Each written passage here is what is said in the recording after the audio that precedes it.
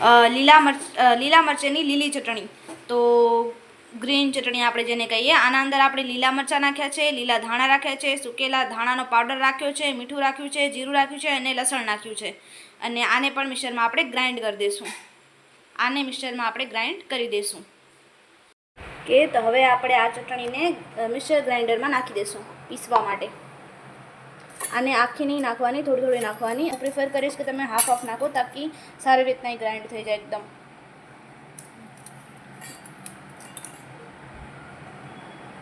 અને આમાં થોડું થોડું પાણી એડ કરતું રહેવાનું, થોડુંક જ એડ કરવાનું, વધારે એડ નહીં કરવાનું.